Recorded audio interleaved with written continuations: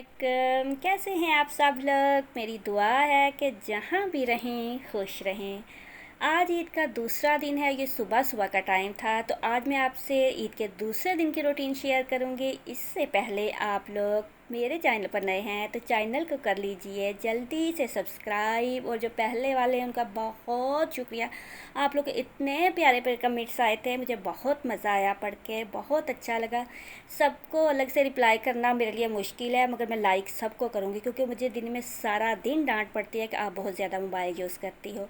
तो यहाँ पे हमारे घर में आई थी दावत की तैयारी, तो ये मैंने प्याज काटे थे ढेर सारे, और साथ ही हमने रख दिया था बिरयानी के लिए गोश्त बॉयल हो रहा है।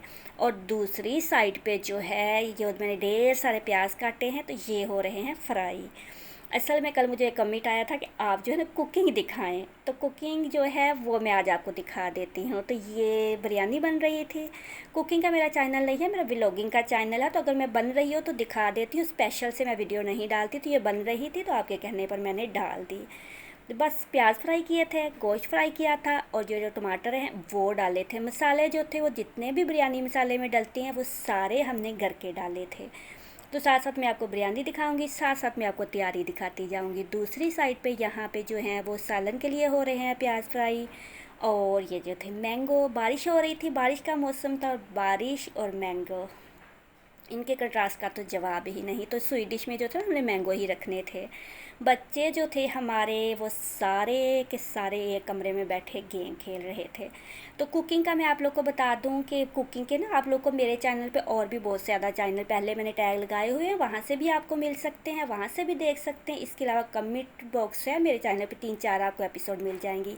वहाँ से आपने जिस जिस टॉपिक का चैनल देखना ना वो आपको मिल जाएगा। और इसके अलावा पॉपुलर किचन का मैंने टैग दिया है, तो आप उनके चैनल का विज़िट कर सकते हैं। इंडियन है, बहुत अच्छा है, क्योंकि मैं कुकिंग जो है ना मैं कम करती हूँ। मैं ज़्यादातर जो मैं करती हूँ वो मैं दिखा देती हूँ। तो ये नमक हम डाल लेंगे पहले बिरयानी में, हस्बे ज़ायका, ज़्यादा नहीं, जो उतना आपको पसंद है। हमारी तकरीबन तकरीबन 3-4 किलो बिरयानी थी ना, तो वो हम बना रहे थे। साथ हमने मिर्च मसाले, क्योंकि मैंने आपको बताया ना घर के डालने थे, हल्दी, तो फिर ये सारे हमने अलग से डाले थे।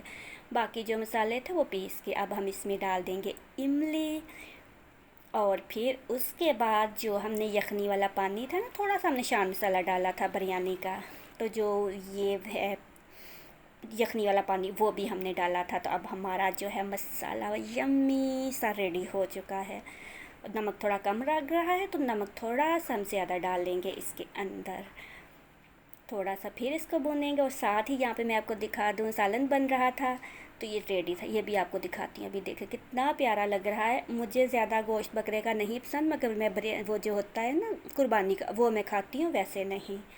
तो इसको भी रख के ये तैयार था। तो फिर हम आ गए थे दोबारा से किचन में, क्योंकि वो बाहर बन रहा था, ये किचन के अंदर बन रहा था। तो यहाँ पे हमने दम दे दिया था। दम ऐसे दिया था, एक सालन की तरह, एक चावल की तरह। फिर पुदीने का हमने पानी डाला था, चावल बॉयल किया तो उसमें डाला था, अलग से हमने पुदीना नहीं डाला था। साथ वो जो प्याज फ्राई करके वो ऊपर डाल दिए थे, टमाटर काट के डाल दिए थे। एंड पे हमने ज़ीरा डाला था ना, उसकी बहुत अच्छी खुशबू आती, अच्छी खासी स्पाइसी बिरयानी थी।